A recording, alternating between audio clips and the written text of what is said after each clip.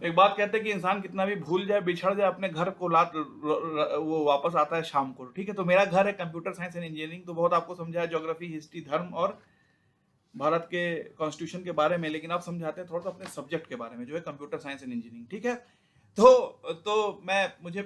मैं जब बच्चा था तो सोचता था कंप्यूटर वीडियो गेम खेलना कंप्यूटर साइंस है, जब छोटा बच्चा था। लेकिन और फिर बता दो 10-10 मिनट का लेक्चर लूंगा क्योंकि 2020 फॉर्मेट है ये। ठीक है, तो कंप्यूटर साइंस एंड इंजीनियरिंग का जो पूरा पूरा जो ये वातावरण है, ये बहुत समझाना, मतलब सॉरी हिंदी नहीं हो तो टोटल सब्जेक्ट बहुत जरूरी है।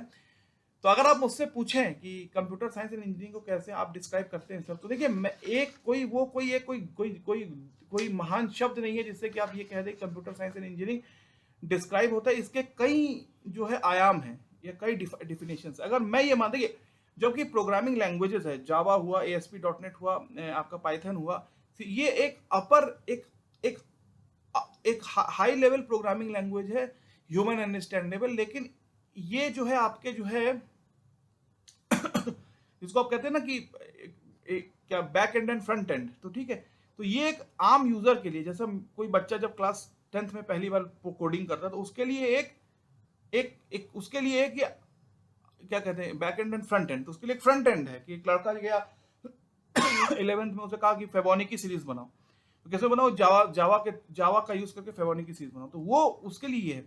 इसका मतलब ये नहीं कि देखिए दो लेवल, एक है जब आप कंप्यूटर मशीन को देखते हैं, वो एक चीज है। जब उसके फिजिकल टेंजिबल पोर्शन को देखते हैं, उसके अंदर मदरबोर्ड होता है जो कि इलेक्ट्रॉनिक्स का ज्यादा इंपॉर्टेंट पार्ट है।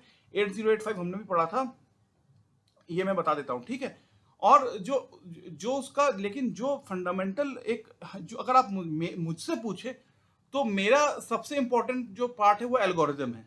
एल्गोरिदम का मतलब कि अब लोग बहुत डर जाते हैं, एल्गोरिदम, एक इनकम टैक्स निकालना भी एक एल्गोरिदम है। जैसे इनकम टैक्स में भारत में रूल है कि 5 लाख तक कोई भी आपको टैक्स नहीं लिया जाता, 5 से 7.5 लाख तक स्लैब 1, 7.5 से 12 लाख तक स्लैब 2, 12 से 15 तक स्लैब 3 और 15 से 18 तक स्लैब 4। तो इसका मतलब जितना हाई आपकी इनकम है उतना ज्यादा इनकम टैक्स आपसे कटेगा। ये फंडामेंटल फॉर्मूला है जिसपे टैक्सेशन होता है इंडिया में। मैं और आपको पीएच होने के नाते मैं बता रहा हूँ। ठीक है, तो ये है। तो मैं जो कह रहा था कि जो इंटरनल लैपटॉप का या कंप्यूटर सिस्टम का वो माइक्रो प्रोसेसर पे आता है। हमने पढ़ा है माइक्रो प्रोसेसर, सब्जेक्ट भी था मेरा, मुझे समझ नहीं आया। गांवकर की बुक थी, मोस्ट रमेश चंद्र गांवकर शायद नाम था उनका, मैं भूल रहा हूँ क्योंकि वो मेरा फंडामेंटल नहीं था कहीं भी। तो लेकिन हमने पढ़ा है उस बुक को। ठीक है, माइक्रो प्रोसेसर उसका नाम था उस सब्जेक्ट का। ठीक है, उस सब्जेक्ट का। ठीक है, लेकिन अगर आप मुझसे पूछिए जो मेरा फंडामेंटल जो कंप्यूटर साइंस है, क्योंकि जैसे एक शरीर, जब आप डॉक्टर बनते तो हेड का भी ट्रीटमेंट होता है, वो मसल का भी ट्रीटमेंट होता है। तो हेड वाले को मसल का वो स्पेशलिस्ट नहीं है, मसल वाला हेड का स्पेशलिस्ट नहीं है, आई वाला नोज का स्पेशलिस्ट नहीं है, तो एक स्पेशलाइजेशन होता है ना। ठीक है, तो अगर आप मुझसे पूछे तो मेरा कंप्यूटर साइंस जो है वो पहले बात मैथमेटिक्स से शुरू होता है। कौन सा पहला सबसे चैप्टर क्या है, वो set theory, set relation function and etcetera, set relation function ये। फिर ग्रुप थ्योरी और ग्राफ थ्योरी। ठीक है, एबेलियन ग्रुप एटसेट्रा एटसेट्रा और ग्राफ थ्योरी। ठीक है, फिर आपका जो होता है प्रोबेबिलिटी भी उसमें एक बहुत बड़ा जो है पार्ट है, क्योंकि आपका Poisson distribution, binomial distribution etcetera etcetera वो बहुत इंपॉर्टेंट है। ठीक है, फिर उसमें आपका जो है graph theory, group theory, linear algebra भी कह सकते हैं। लेकिन एक बहुत इंपॉर्टेंट तो कैलकुलस है। कैलकुलस की नॉलेज बहुत इंपॉर्टेंट है आपका। और अगर मैथ फर्स्ट ईयर की मैथमेटिक्स आप देखेंगे तो उसमें कैलकुलस का बहुत बड़ा यूज है, उसका है। और कैलकुलस में अगर आप देखेंगे तो आपका जो है maxima, minima, evaluation of limit, इन सब की कॉन्सेप्चुअलिटी तो एक तरफ है। लेकिन इसके बाद आता है जिसको हम कहते हैं, ये तो मेन मैथमेटिक्स है, एक तरफ CBNST, कंप्यूटर बेस्ड, हमारे समय उसको मैथ्स 3 कहा जाता है, computer based numerical and statistical technique, ये होता है CBNST, जो बहुत ही इंपॉर्टेंट है और जो बहुत ही जरूरी है, मैं मानता हूँ। ठीक है, अब CBNST का मतलब क्या है ये बहुत समझना जरूरी है आप सबको, और मैं ये कहने की जो है चेष्टा करूंगा आप सबके समक्ष। ठीक है, तो जो है आपका जो है Newton Raphson method, regular falsies method और बाइनरी बाइसेक्शन है, ये CBNST में आता है।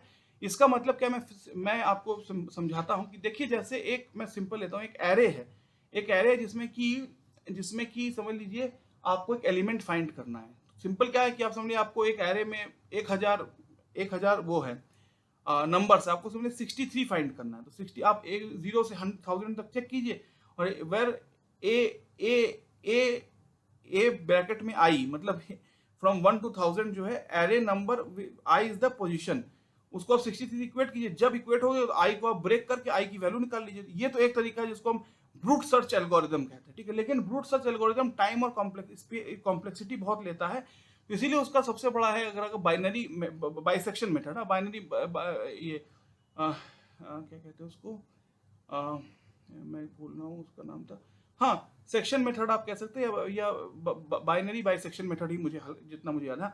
तो उसमें क्या है कि मैं आपको थोड़ा हल्के, क्योंकि बहुत जल्दी समझाना है 10 मिनट में, तो उसमें क्या है जो मैं बताना चाहता हूँ, तो उसमें फंडामेंटली क्या है कि एक एरे है समझ लीजिए 20 एलिमेंट का, तो उसको पहले आप असेंडिंग ऑर्डर में उसको डिजाइन कीजिए, और असेंडिंग ऑर्डर में आप डिजाइन करेंगे तो समझ लीजिए जैसे उसका 20 का 10 मिडल है।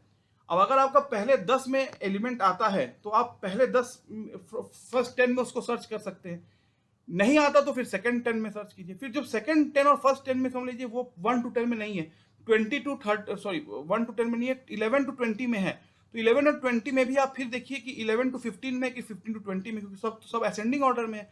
फिर समझ लीजिए 15 टू 20 में नहीं है तो बाद में 11 टू 15 में, तो 11 टू 15 में अंदर 11 टू 13 में कि 13 टू 15 में।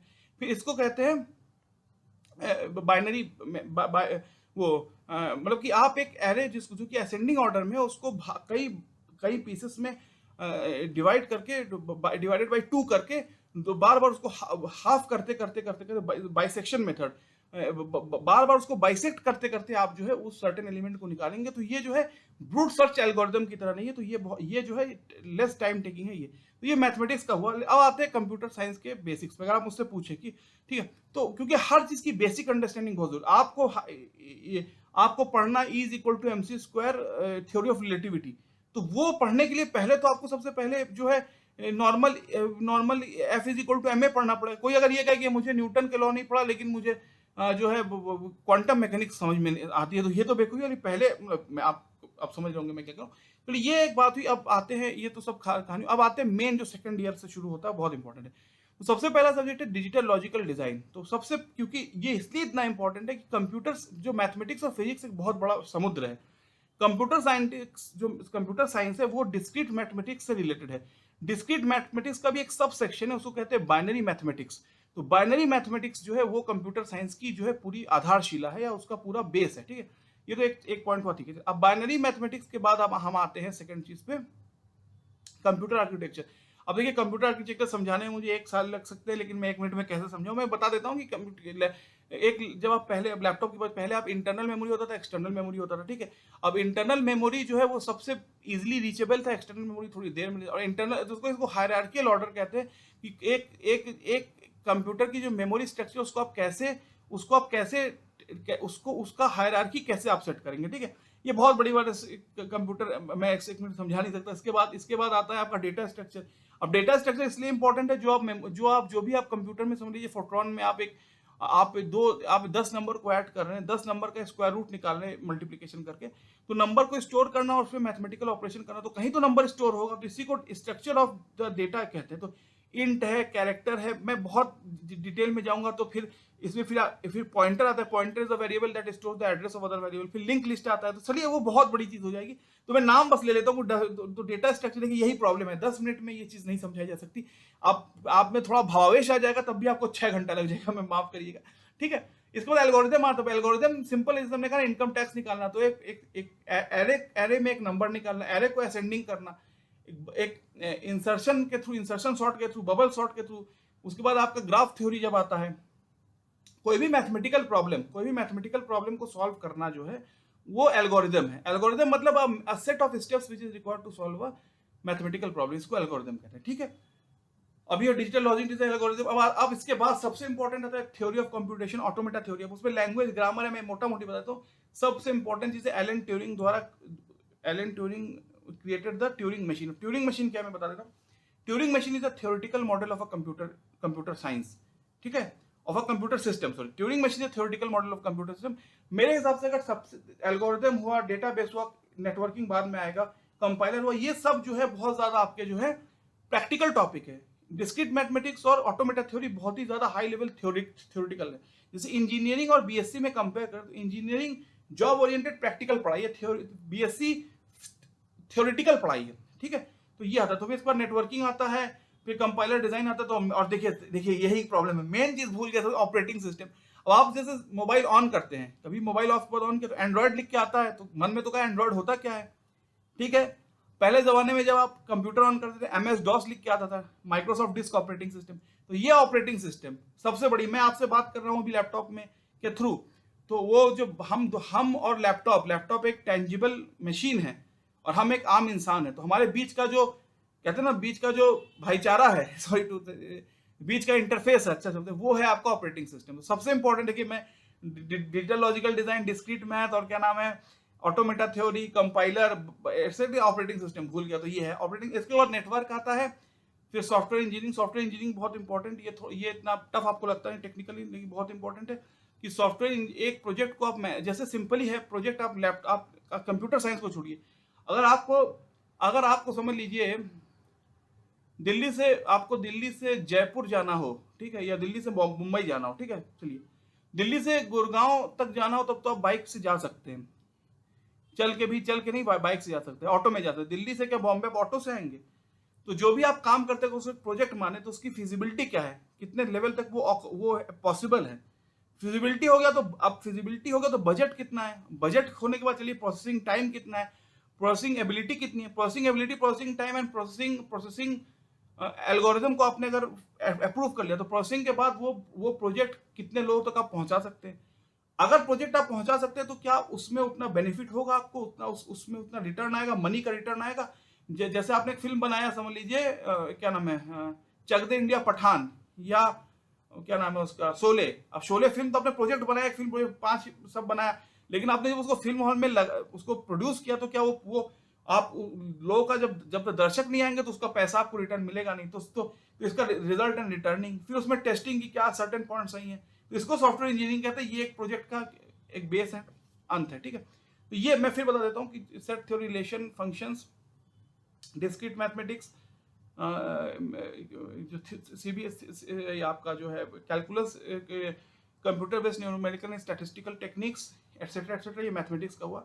फिर operating system, digital logic design, data structure, algorithm, compiler, और आपका क्या नाम है, डीबीएमएस, देखिए ये डेटाबेस वैल्यूएशन सिस्टम भूल गए, सबसे बड़ी इंपॉर्टेंट चीज, आपका आधार का पूरा जो सिस्टम है, आपका नाम, पिता का नाम, घर का एड्रेस स्टोर होता है। अब स्विगी में जब खाना ऑर्डर करते हैं तो एक साथ एक 5 मिनट्स के अंदर हो सकता है 1000 लोगों ने स्विगी पे खाना ऑर्डर किया है, तो कैसे इसको मेंटेन हो, डेटाबेस के थ्रू होता है। जब आपका डिलीवर हो गया तो आपका डेटाबेस से नाम डिलीट हो गया, ठीक है ना। ये है डीबीएमएस, मैं भूल गया, समझ लीजिए। तो ये फिर कंपाइलर, नेटवर्किंग सबसे इंपॉर्टेंट है, क्योंकि भाई जब तक इंटरनेट नहीं आया था, कंप्यूटर में आप मैथमेटिक्स सॉल्व करते, तो अब आप एक छोटा मोबाइल भी है आपका, तो आपके घर से उसमें क्या बातचीत होती है, फिर ये वीडियो कॉलिंग होती है, तो नेटवर्किंग के बिना हो नहीं सकता। सब जैसे हमने कहा ना, जीवन में हिस्ट्री, रिलीजियन, धर्म, sorry, constitution, language, caste, colour, ये सब चीज रिलेटेड एक सोसाइटी के क्रिएशन के लिए, ठीक। उसी तरह से database, mathematics, discrete mathematics, networking, जितना आपको पता है, ये सब रिलेटेड है कंप्यूटर साइंस को एक फुल सब्जेक्ट बनाने के लिए, ठीक है। तो धन्यवाद, आशा करता हूं कि आप मेरी बात समझे होंगे और मेरे 10 मिनट वाले रोटेटिंग लेक्चर के फॉर्मेट को पसंद करेंगे। मैं आशा करता हूं कि मैं पूरी ताकत लगा दूंगा आज को आपको ये करने में। बहुत दिन से परेशान था, जो डिग्री पढ़ रहा था उसका आखिरी फेज है। तो धन्यवाद, थैंक यू।